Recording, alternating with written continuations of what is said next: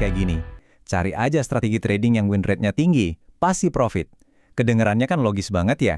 Tapi hari ini, kita bakal bongkar kenapa pemikiran yang kelihatannya masuk akal itu justru bisa jadi jebakan paling bahaya buat akun trading Anda. Oke, coba bayangin skenario ini. Anda nemu satu sistem trading di mana dari 10 kali Anda masuk pasar, 8 kalinya itu profit, 80%. Wah, ini kan kedengerannya kayak nemu harta karun di dunia trading ya kan? Ya, logikanya sih gitu. Menang lebih sering daripada kalah. Mestinya ini udah jadi tiket emas. Jalan tol bebas hambatan menuju kebebasan finansial. Simpel banget kan matematikanya?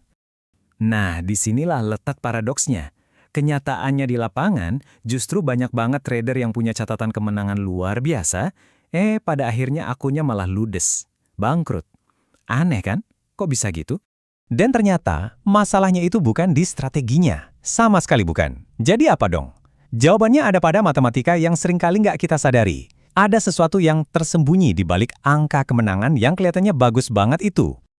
Oke, mari kita bedah satu persatu mulai dari akarnya. Kita sebut ini ilusi kenyamanan 80%. Gimana ceritanya angka yang kelihatannya super aman ini justru jadi jebakan Batman? Coba deh posisikan diri Anda sebagai trader. Yang Anda lihat kan cuma ini. Wow, 8 dari 10 trade profit. Otak kita langsung mikir, wah ini sistem yang aman banget.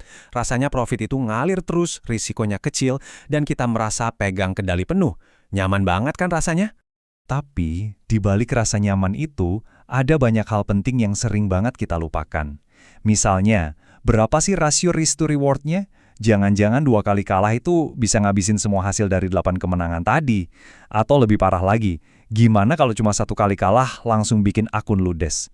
Nah, inilah yang sering kali nggak dihitung. Win rate itu cuma puncak gunung esnya aja. Jadi, poin utamanya adalah ini.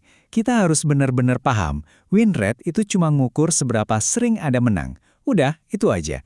Angka ini nggak ngasih tahu seberapa banyak uang yang Anda dapat. Jadi win rate itu soal frekuensi, bukan profitabilitas. Sering menang tapi hasilnya kecil-kecil, belum tentu bikin akun Anda tumbuh. Oke, biar lebih kebayang lagi, kita masuk ke angkanya langsung ya. Kita lihat gimana matematika yang kelihatannya sederhana ini justru bisa jadi senjata makan tuan. Karena ya angka itu nggak bisa bohong. Coba perhatikan baik-baik perbandingan ini. Kita punya 2 strategi, A dan B. Strategi A, win rate-nya keren banget, 80%. Tapi risk reward-nya cuma 1/1,5. Artinya, kalau Anda resiko $100, menangnya cuma $50. Di sisi lain, ada strategi B.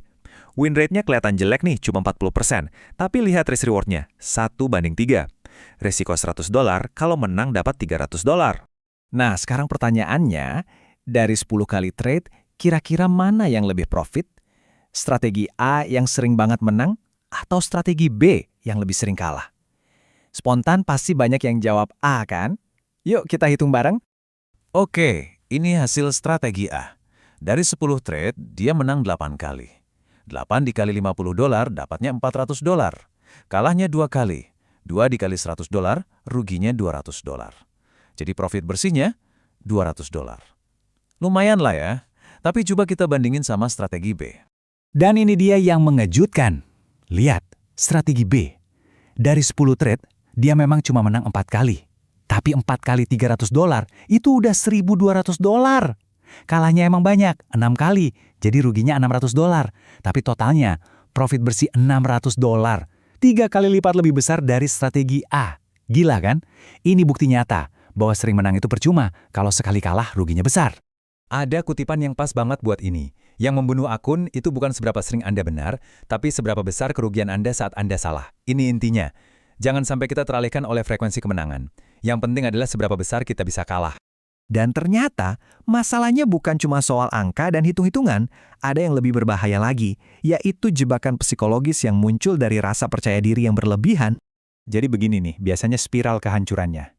Pertama, karena sering menang, kita jadi super pede, merasa jago banget, nggak terkalahkan. Terus apa? Ukuran lot atau posisi trading kita naikin. Ah, pasti menang lagi. Pas ada satu trade yang rugi, kita jadi ngeyel. Ah, nanti juga balik arah. Stop loss digeser-geser atau bahkan dicopot. Nah, di saat itulah datang satu kerugian yang super besar yang langsung melenyapkan semua profit kecil yang udah susah payah dikumpulin. Masalahnya nggak berhenti di situ. Selain psikologi kita yang kejebak, kita juga harus ingat kalau pasar itu nggak statis. Pasar itu dinamis, selalu berubah.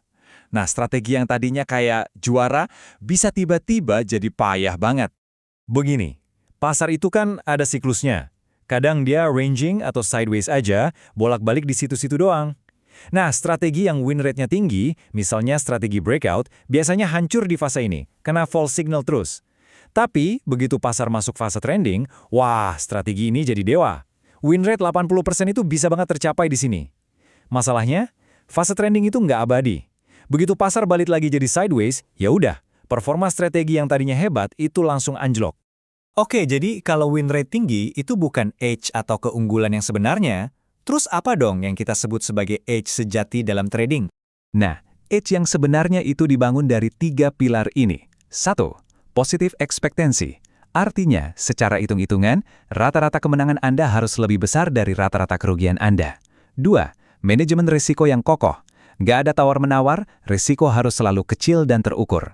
Dan yang ketiga, proses yang bisa diulang. Fokusnya ke eksekusi yang benar dan disiplin, bukan cuma ke hasil satu trade doang. Jadi, pada akhirnya, kesimpulannya sederhana. Mengejar win rate tinggi itu cuma mengejar ilusi kenyamanan. Keunggulan sejati dalam trading itu bukan soal seberapa sering kita menang, tapi soal seberapa baik kita mengendalikan dan mendistribusikan resiko. Itulah kuncinya. Nah, sebagai penutup, coba tanyakan ini ke diri Anda sendiri. Apakah Anda sedang membangun sebuah strategi yang tujuannya cuma biar Anda merasa benar sesering mungkin? Atau Anda lagi membangun sebuah strategi yang memang dirancang untuk menjadi menguntungkan dalam jangka panjang? Karena jawaban dari pertanyaan itu akan menentukan nasib akun trading Anda ke depannya.